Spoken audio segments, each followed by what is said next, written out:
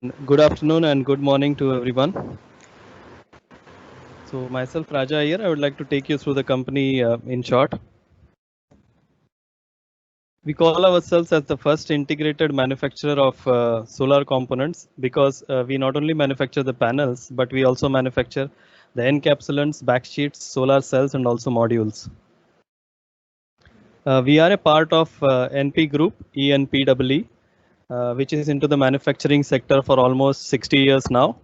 We have got 3,000 plus employees globally, and the turnover is around 350 million plus.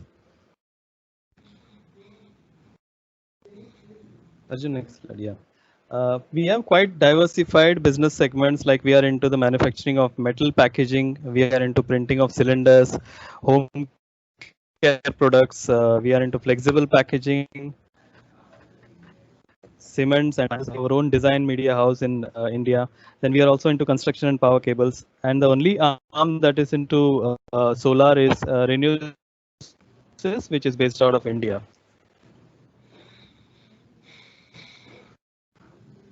So you can see we have got two different manufacturing facilities, one in Bangalore and one in Hyderabad.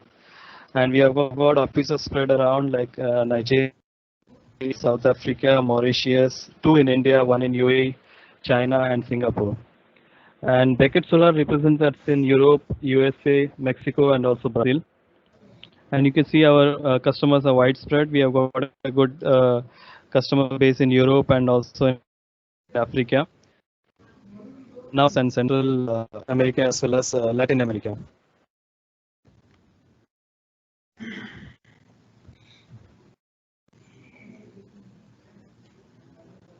Since, as I told you, we had a very good base in the polymers, since we were into flexible packaging for the past 25, 28 years. So we had a good expertise in polymers, and encapsulants and backsheets is more of a polymer technology. So that's how we thought we will venture into solar by initiating encapsulant manufacturing in 2011.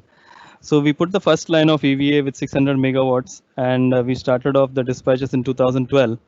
In 2013, we established first 1.2 gigawatt capacity of backsheets, and we started our offer with our exports in 2014. In 2015, we took over a company by the name of Solar Semiconductors, which was manufacturing OEM modules for SunPower USA. When we took over this company, the capacity was 80 megawatts for modules and 30 megawatts for cells. And in the last 4-5 years, we have taken it up to 750 megawatts for modules and around 130 megawatts for cells.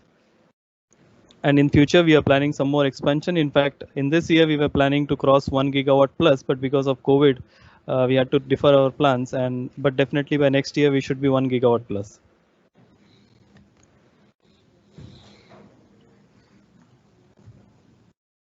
One of the major strengths that we have is we have got our own laboratory or testing facility where we can carry out all the tests that IEC does except for one or two.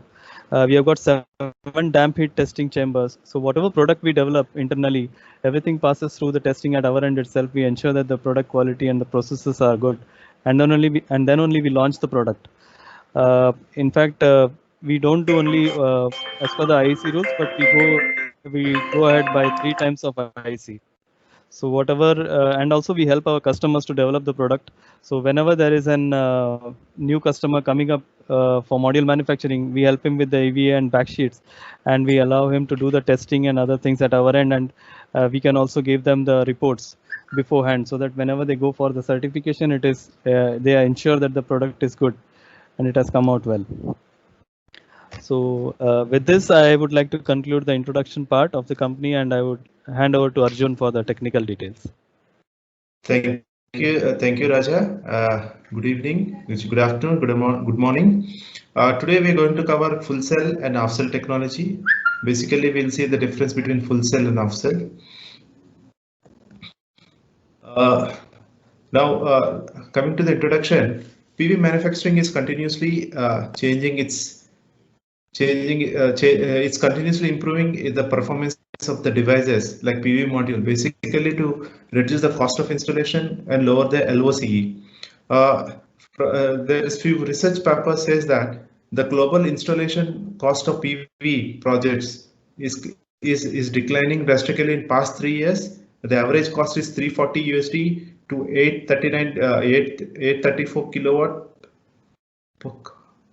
by 2030, and USD 165 to 481 kilowatt per 2050, compared to an average of 1210 kilowatt in 2018. So we can see the drastic decrease of cost of installation in past few years, and in 2030 it's decreasing around 70% of the installation cost, and there is also we see an decreasing cost of LOCE. It is estimated that by 2030 it will be around 0.02 to 0.08 per kilowatt hour, and it will be around 0.014 to 0.05 kilowatt hour in coming years. So all this reduction in installation cost is nothing but the is going up only because of increasing in module wattage. Coming to the global trend of installation cost, global installation cost has reduced from 4621 USD to 1210 USD from 2010 to 2018, a decrease of 74% in the span of 8 years. In Europe, the installation costs are in the range of 1000 USD per kilowatt peak in 2018. Europe has seen a decline in installation price around 72% on an average. Global trend of LCOE, we see an LCOE dropped by 77%, and is comparable of it is in comparable to LOCE of foil fuels. Benefits from basically the cost of LOCE is coming down because of three main reasons. Benefits from competitive procurement, bankability of solar projects has increased, lower cost of financing. These are the main three areas where the LOCE is coming down year by year.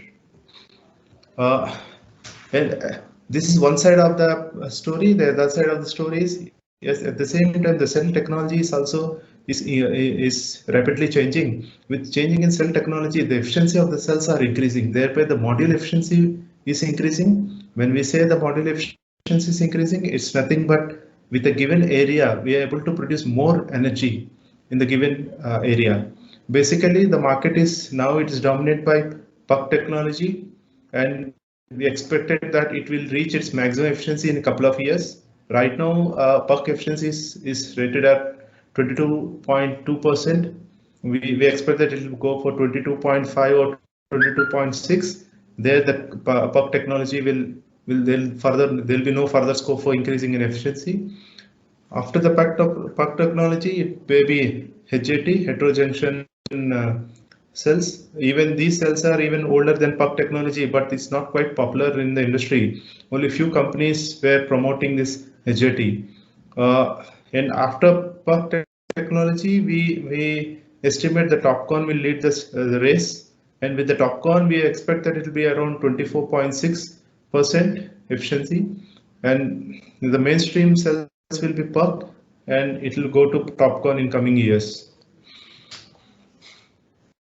From the cells, it will also go for the module. The industry is taking the advantage of increasing of cell efficiency, thereby increasing the module efficiency. Module efficiency basically is increased what we call as CTM loss, cell to module losses. The one way of increasing the module efficiency or module power is to reduce CTM loss. When we reduce CTM loss, the module efficiency and power will increase. That can be achieved by reducing the resistive losses in the module, or increasing the reliability of the module by using many techniques are available these days. With that, like one of the technology is like half cut cell technology, and the technology is shifting from west to east. That is a major change what we noticed and module makers are working on 7 advanced module concepts. First, multi-bus bar, glass-to-glass modules, bifacial, off-cut cells, shingles, large wafer formats, paving or tiling technology. In these 7 advanced technologies, today we are talking about half-cut cell module manufacturing process and the advantage of half cell module compared to full cell module, and what are the challenges with half-cut cell module. There is no clear winner in this technology. We cannot say this this among the 7 technology, which technology will lead the future, but as of now, half-cut technology is gaining some market share. Full cell and half cell design. Why really half-cut technology is required? Why? See, when we use the same efficiency of cell for half-cut and full cell module, we can get with the half-cut cell module, we can get around an average of 7 watt peak more compared to full cell. That is the advantage what the manufacturer gets as well as the end EPC players gets. So within the same area, we get more 7 watt more power. How this it is possible is simple Ohm's law or the power loss. Power loss is nothing but current square into resistance. That is I square R losses. That means when we reduce current, the overall resistance and the current will come down. So the CTM loss will come down. That is basic idea here. When we take a full cell, suppose it is 8 amps. When we cut into 2 pieces, so each portion will produce 4 amps in the given area. When the current in the given area is less, the resistance will come down. So we get when the resistance come down, the CTM loss will come down. And then how much the resistance will come down? It is exactly 1/4 of the full cell. Now coming to the construction of the module of full cell to half cell. The area of the solar cell is cut into 2 halves, resulting in reducing current through the bus bars by half. So as we discussed, as we already saw, when we cut a single cell into 2 pieces, the current of full cell is divided by 2. That is, when we say full cell current is 8 amps, so now it is 4 amps. This decreases the electrical resistance within the bus bar, result in overall increase in efficiency. Yes. The actual increase in efficiency per manufacturer varies from 1.5 to 3%, which is significant. By doing full cell module into cut cell module, we are roughly getting around 1.3 to 3% efficiency increase. Coming to the module design. Now the cut cell is divided into 2 portions. We call it as upper half and the lower half. And this upper half and lower half is connected with a busing copper in between, and thus that busing copper is connected to the JB. And generally in the market, what now for the cut cell, people use split JB. The other advantage we get with split JB, the heat dissipation will be more in split JB compared to 1 JB with 3 diodes. And it is nothing but 2 modules placed under 1 glass. And both the halves are connected. Upper half and the lower half are connected in parallel. So from the lower half we get 4 amps. From the upper half we get 4 amps. So 4 plus 4, 8 amps. It is the current remains same like full module, and the dimension of the module remains more or less like full module, but with higher power and higher efficiency. And the half-cut cell has its own challenge in manufacturing. Basically, the cell suppliers will not provide half cell. They make full cell. We should get the full cell into our factory, and we should cut into 2 pieces with the laser cutting machine. When we're doing this process, that there are chances that the cell may have micro cracks, or it's a mechanical stress applied on the cell to break into 2 pieces. And from quality point of view, there may be other potential disadvantages when it comes to half-cut cell. Solder connection joints are more than full cell module. It is like almost double the full cell module. Why? Because here the busing copper we have extreme both ends, that is top and the bottom and in center. Whereas in full cell module, we have busing joints only at the top and the bottom. So the connections are here exactly double, and while cutting solar cell into pieces, it may have some inherent defects which we can't see with our naked eye, but still there is some micro cracks which may happen during this process. And of course, the bad contacts can and the cell inherent defects can be detected. We can detect during manufacturing.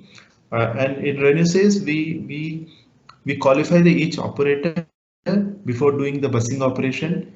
And once the busing operator is qualified, we'll allow them to do busing activities. At the same time, the busing operator is qualified for once in every 3 months to check whether the performance of that operator remains consistent or not.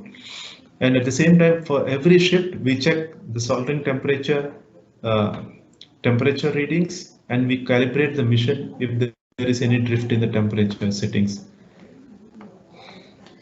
Additional steps are involved in this manufacturing. We have in our Renesas, we have like pre-EL, post-EL.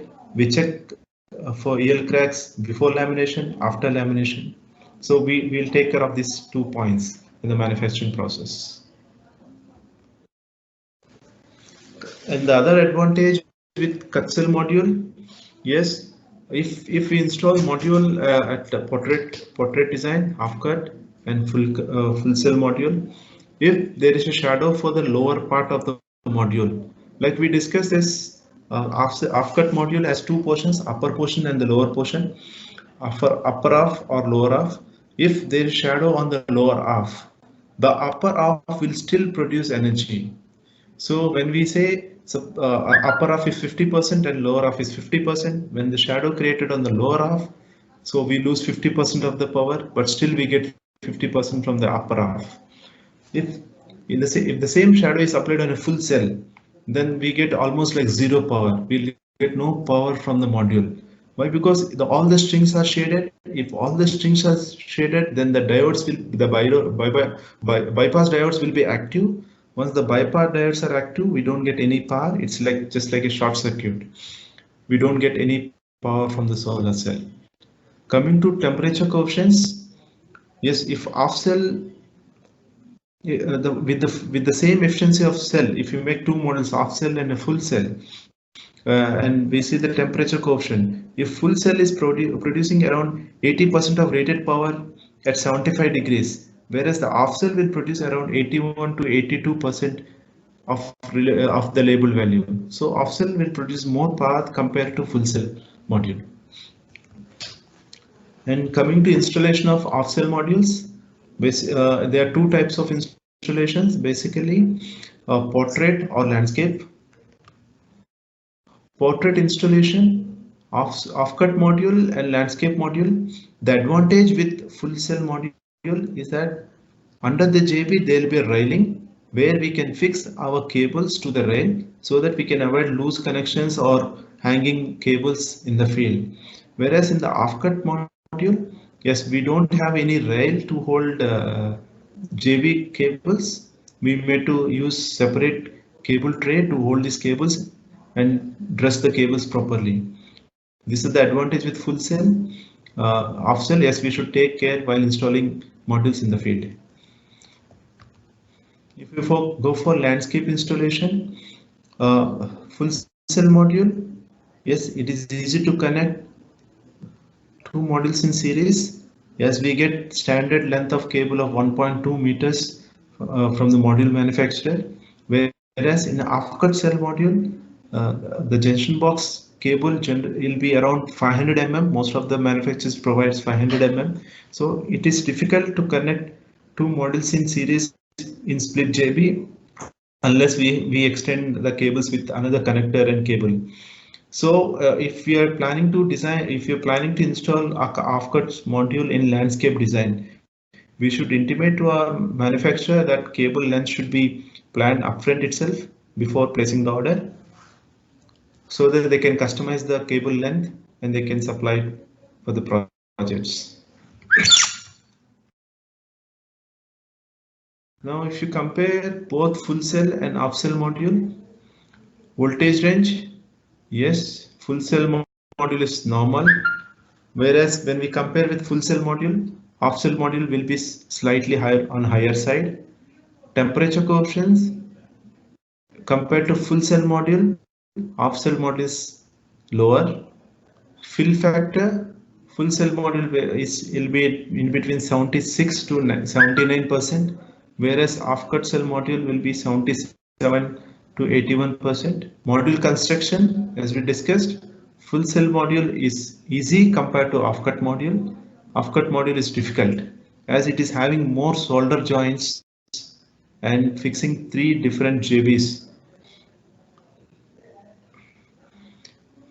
Module efficiency, typically it will be around 16 to 19%, whereas half-cut cell module will be 17 to 21%.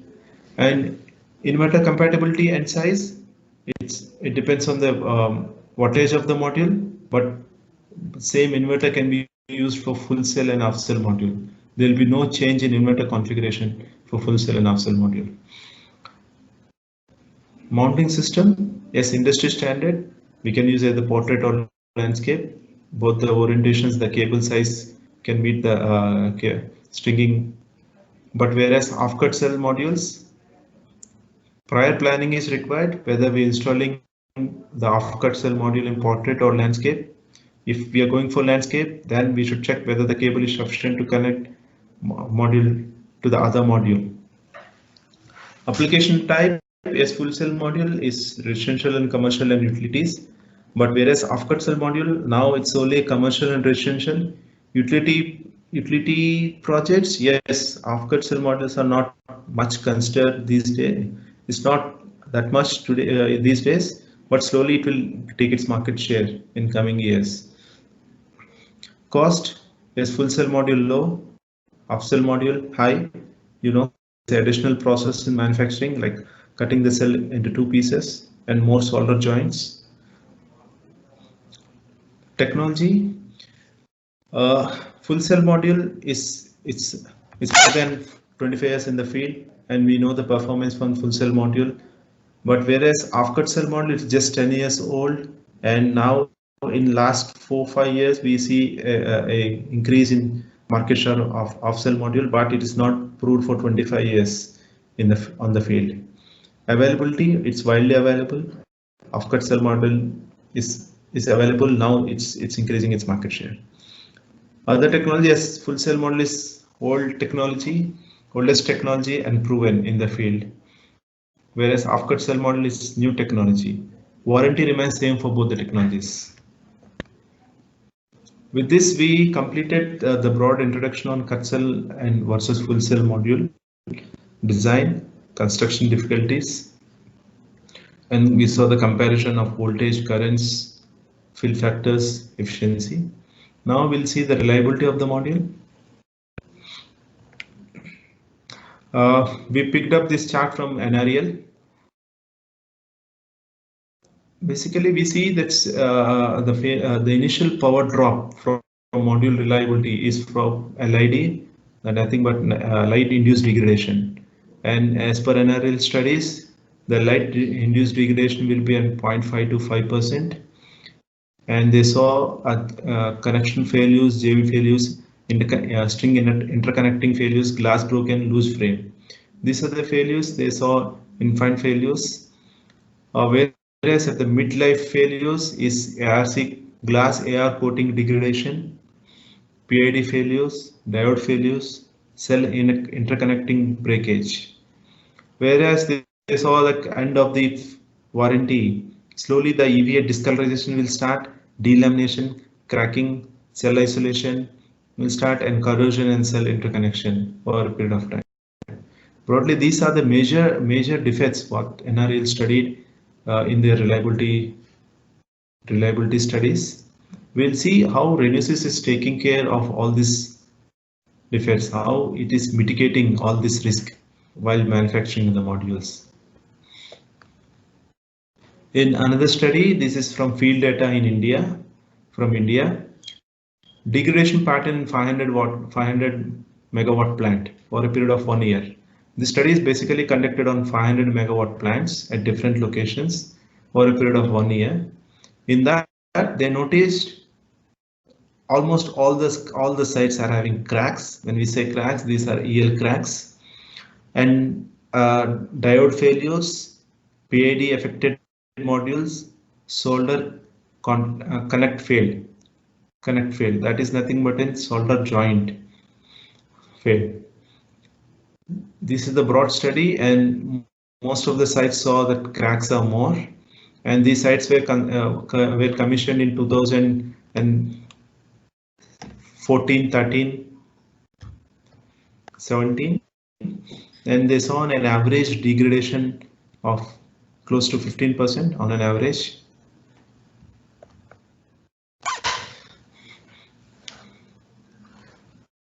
Now, what takes to guarantee the performance? Now, see, we saw in the field study from NREL and Indian Research what they done the study. The average power loss is around 15-16% for the different sites. Now, what really we need to take care in order to avoid these defects in the field? First thing, design and development, rigorous design and development.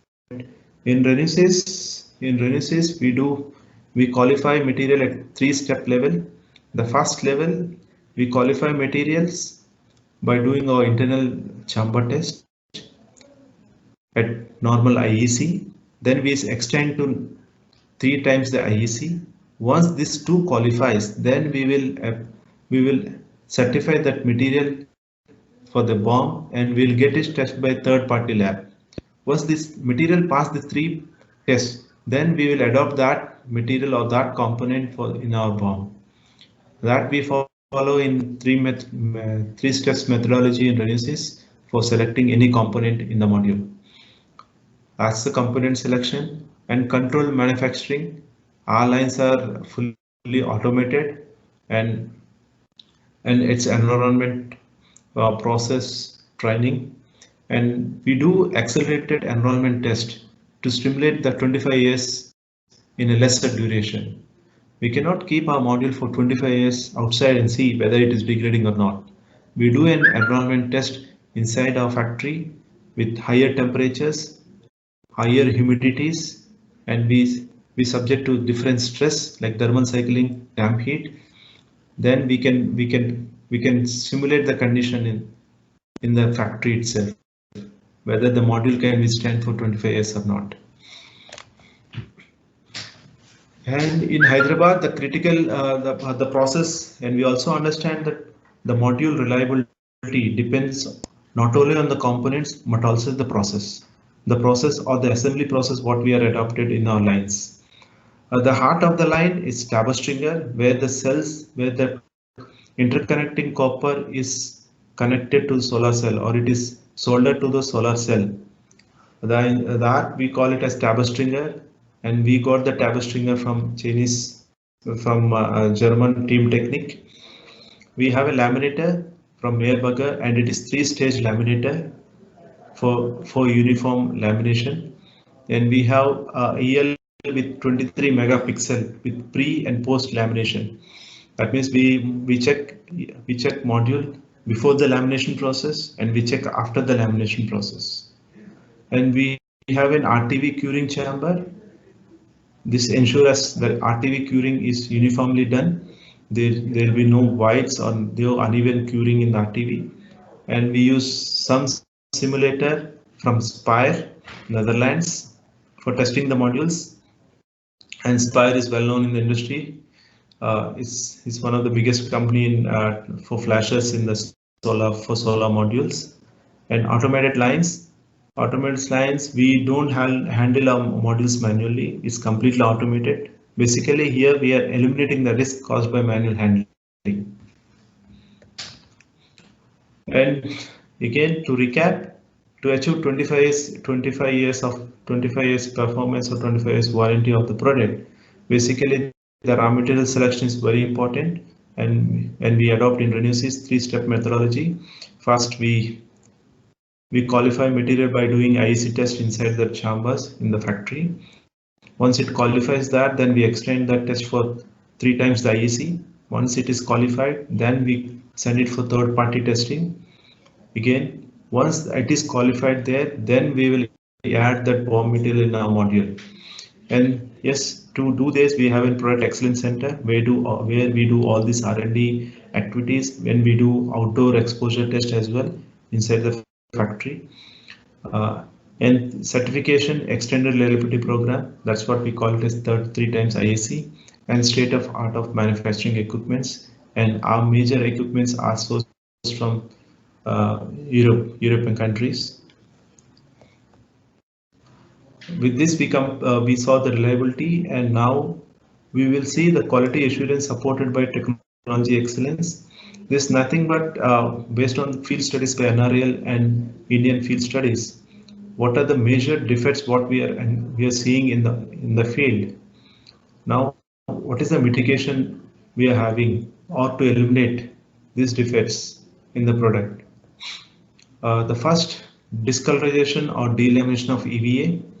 This will happen because of poor encapsulant quality used in the module or the poor lamination process. In Renesys, as you know, we manufacture EVA, so the total quality of EVA is in our hand. So we control total quality, and we manufacture module as well. We manufacture solar cells, and we manufacture backsheet. So all the critical components which are there in the module are manufactured by Renesys. So we have a total quality control on the complete process. With this, and EVA is manufactured in European technology machineries, which is in-house. And for EVA as well, we adopt the three steps methodology, and we source material for EVA, that is encapsulant, from top class suppliers. And we have quality checks at each and every step. I would like to add one more point here. Our plant in Bangalore has a lab which is Enable accredited, and the Hyderabad plant where we manufacture modules is having a reliability lab, and it is one of the satellite lab for Intertek India. So both the labs are certified by third-party agencies. And other productive measures, yes, we have a reliability monitoring program in-house. Periodically we check and test and ensure the quality control.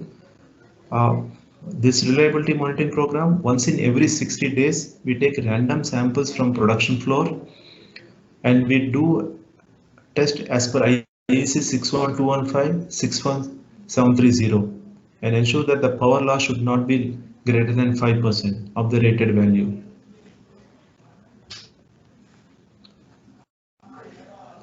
The next risk is hotspot, and Renesys is mitigating hotspot by basically the hotspot is caused by brokerage of solder joints, cell defects, reverse current flow, defective bypass diodes. These are the main reasons where the hotspot creates. And in Renesys, yes, this may also happen because of ununiform lamination. We have a consistent lamination. We use 3-step lamination process, and our full flow diode systems are used. Quality encapsulant, where lamination is done uniformly. Taper stringer, this is another source where the solder joints may break in because of loose soldering or loose tap pull strength. Here in Renesys we have taper stringer from Europe, which have consistent soldering, where the tap pulls are uniform across the module. And other proactive measures is quality check of every step, and we do 100% EL at 2 stages in the line, that is pre-EL and post-EL. When we say pre-EL, it is before the lamination, and post-EL after the lamination. So we have total control on quality of the cells or quality of the module what we are sending out from the factory. Snail trail and micro cracks. And snail trail and micro cracks are mainly because of manual handling while manufacturing the modules, and our lines are fully automated. And micro cracks may also happen because of inherent in the cell defects. While we are cleaving or we are cutting the cell into 2 pieces, the micro cracks may generate. Now that we handle carefully by taper stringer, where our taper stringer is from European machines, 100% inspection of solar cells, As you know, we have cell manufacturing in Hyderabad. We do 100% EL before packing the cells, and those cells are again checked in TT Tabber stringer with visual system, and that's those cells after making into string and making bussing. It is again checked at pre-EL, and it goes to lamination, and again the EL is checked post lamination.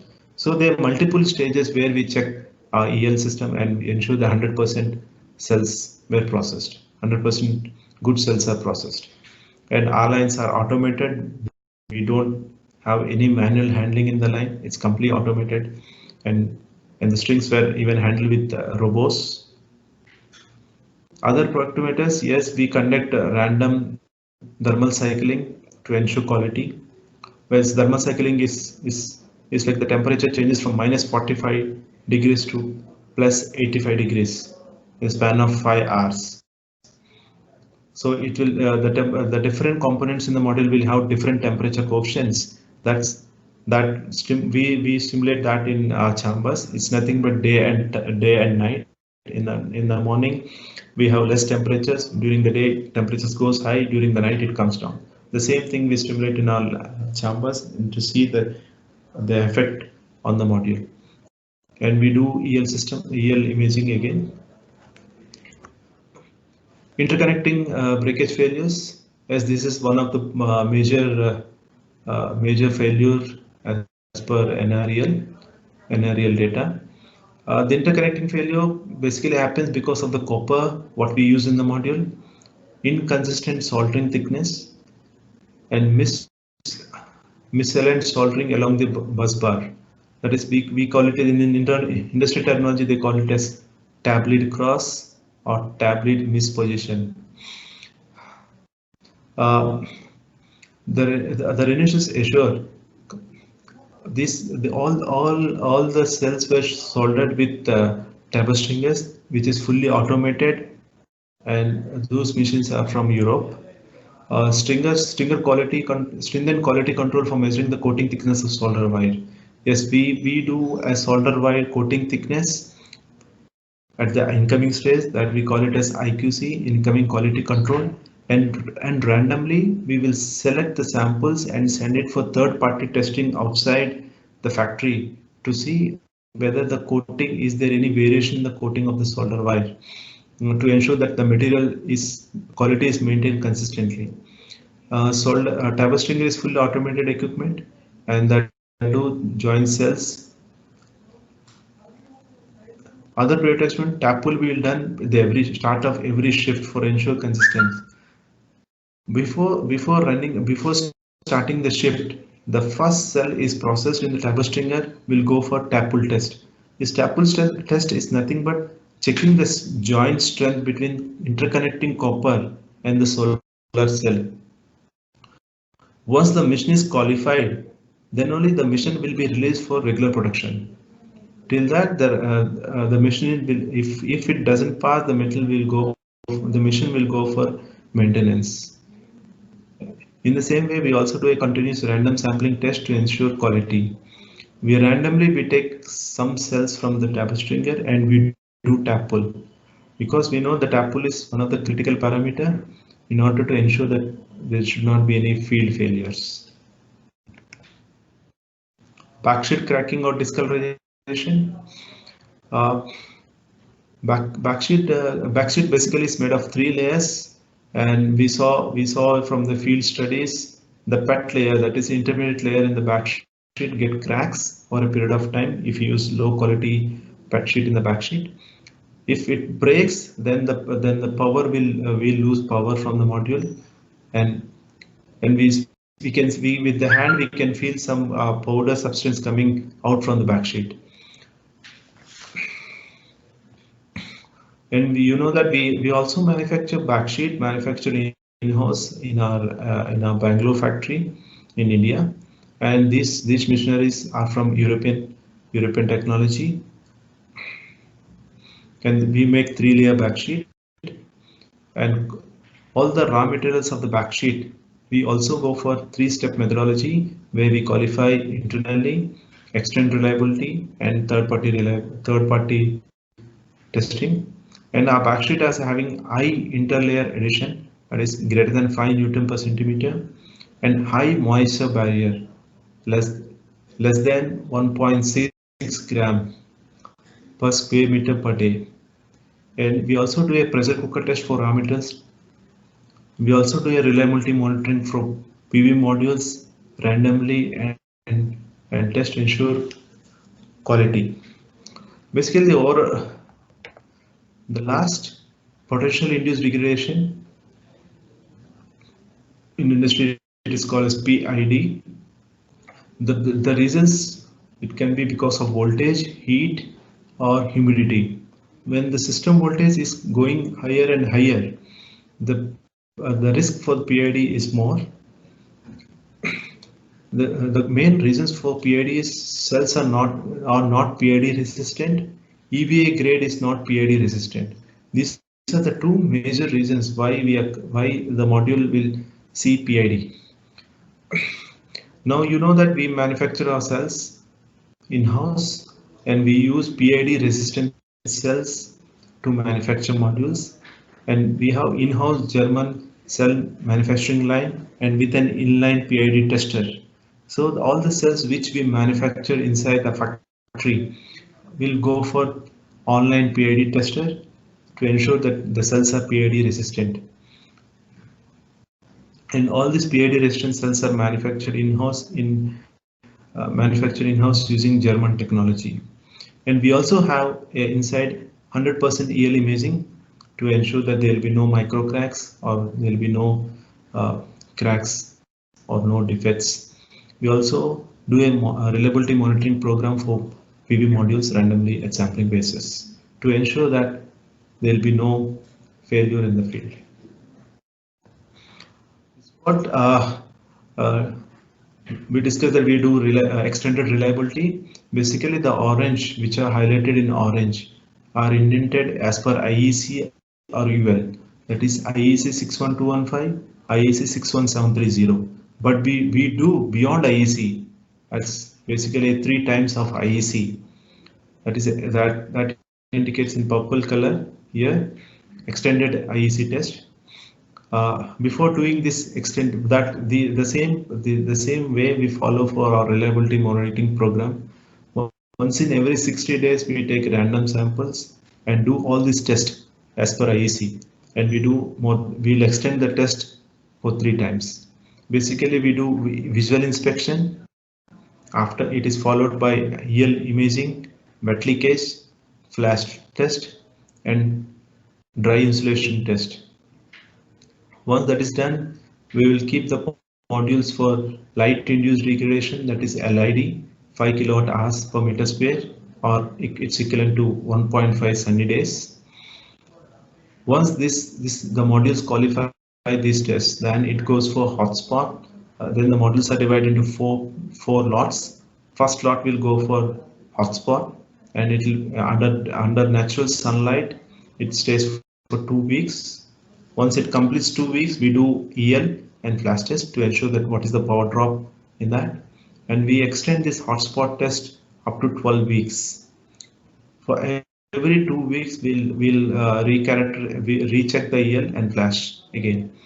And the other set of modules will go for UV exposure, 15 kilowatts per scale, and we do have UV chamber in our lab. And after UV, it goes for thermal cycling, 50 cycles. Again, it goes for humidity freeze for 10 cycles. Here we extend the humidity freeze cycles up to 50, and after every 10 cycles, we will check the power loss or the degradation happened to the module. Thermal cycling, the next set of modules go for thermal cycling. That's 100 cycles. As per IEC, it is 200 cycles, but we do at 600 cycles. If after every 200 cycles, it goes for flash test EL to ensure that what is the power drop at different testing conditions. And damp heat as per IEC, it should be 1000 hours. We do 3000 hours. It's basically 3 times the IEC. And PID, potential induced degradation, as per IEC, it is 96 hours. We do for 288 hours. to ensure that our modules are PID free. And all these tests are done to ensure that our modules will perform in the field 25 years plus. That is the whole motto of doing all these tests in the lab. And we do this test once in every 60 days. I think I covered everything. Thanks, thanks, Raja. Raja, we are open for question and answers.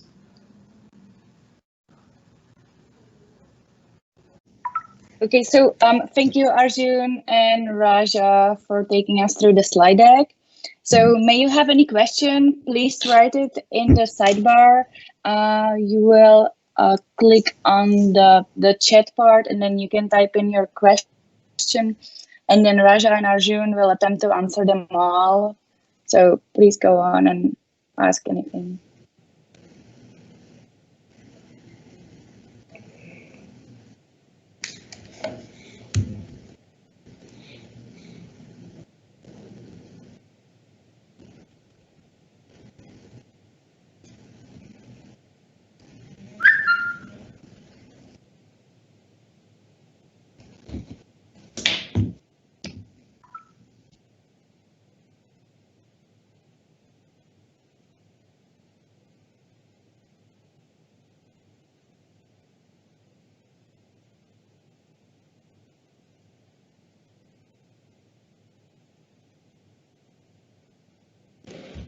I just want to add one line here. We just quickly gone through the slides, so we want to take more question and answers at the end.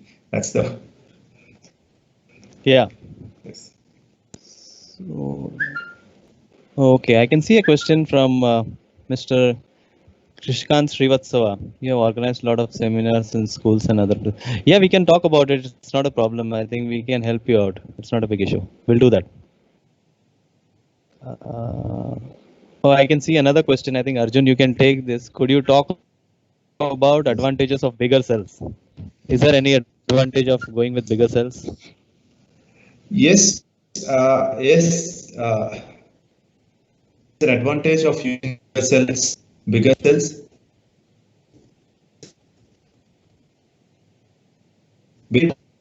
That's the advantage what we can see right now. It is not proven in the field. If you go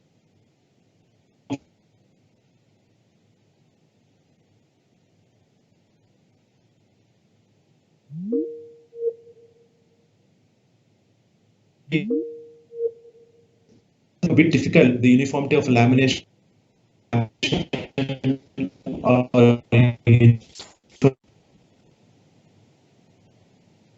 bigger cells, bigger modules.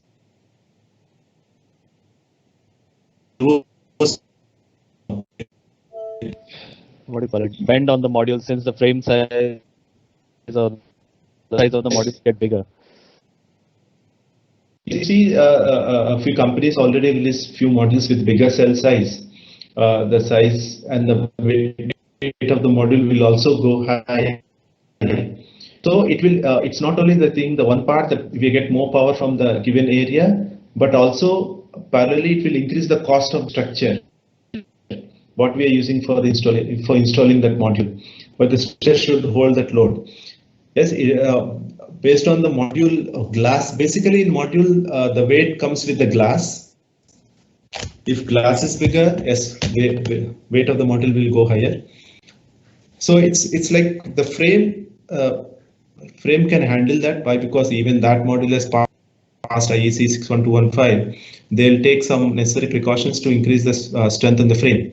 And regarding bending, yes, it will see some bending, and we saw, and we also do that for bigger modules. We keep one more extra support on the backside in order to avoid this bending. That's right. Okay, and I have got one more question here. Is there a comparative chart between the described cells in webinar? Do we have something ready? I think we don't have something ready. No, we'll have to do something. Yes. The different kind of cells that we described. So Mr. Prashant, I think I have to get back, might have to prepare it. And Arjun, there is one more question. Can you please explain again the difference about installation? Whether it is easier to install cut cell? It is easy to install. Why? Because in full cell module, the rail which is holding the module is near the junction box, so the cables can pass through that rail. Whereas in cut cell module, the JBs are at the center of the module, where cables will be hanging. There will be no support for cables to fix the cables. And only put against the backside of the modules to hold these cables. That's the first difficulty in cut cell. And if you install landscape, the cable length may not be sufficient to connect two modules in series. Whereas in full cell modules in the market right now, even with Renesas, you get 1.2 meter as a standard variant, so you can two modules in series easily without adding any escape. Whereas in cut cell module, you generally get split. Maybe with split tree, cable size is limited to 500 mm. 500 mm, you cannot connect a string. So it is better to install a landscape module. If you decide you'll go with the cut cell module for bigger projects and landscape fashion, at the manufacturer that you need a bigger cable's length. String will be easy at the site, but to answer your cell is installed compared to cut cell. And we have one more question, related question here. Is the half cell module must be installed in portrait manner, or you will have shadowing? Should it be in portrait, or is there anything like that? Any guideline? We can both portrait and landscape. There is no restriction. But the thing is, when we're installing the modules, we should see the shadow pattern. If shadow is there for the top. Two parts, upper half and lower half. If the shadow is creating on both upper half and lower half when we're installing portrait, then we should not do that. We should go for landscape. The shadow should not affect both the parts. It should affect only the one part. If it affects both the parts, then there is no difference between full cell module and cut cell module. So it depends on the location where we installing and the shadow pattern, how it will affect the module. But we can install both landscape as well as portrait. Okay, Arjun. Yes. Yeah, I have one more question. Do you see the trend in market that everything is fully shifting towards the cut cell technology? Yes, from East. Yes, from China, people are pushing for cut cell module. Basically, the reason for cut cell module, yes, within the given area, we'll get more power. So the conversion rate or the converting material to module. Yes, people are shifting towards cut cell, but the thing is, the cut cell modules are not proven in the field. It is just 10 years old modules. The first model, we can say 10 years.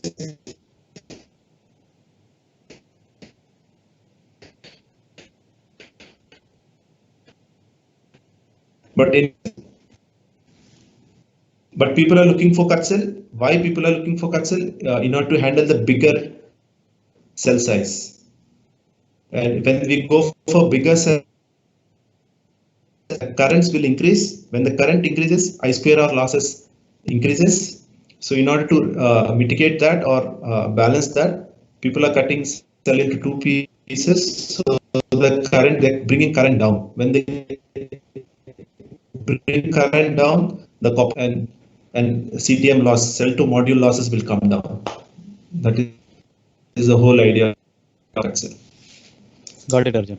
And I have one more question. Can you throw some light on the bifacial full cells versus half cut cells? Is there any preference or the generation or There are very few studies on this. Yes, people say a bifacial with cut cell will produce more power than bifacial in full cell module.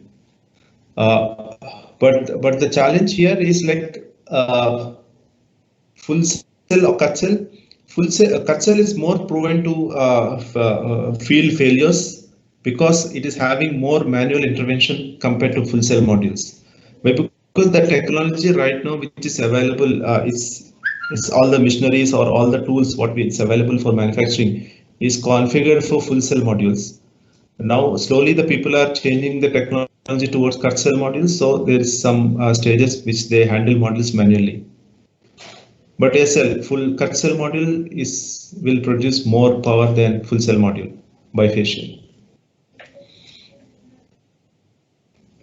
Okay, thanks Arjun.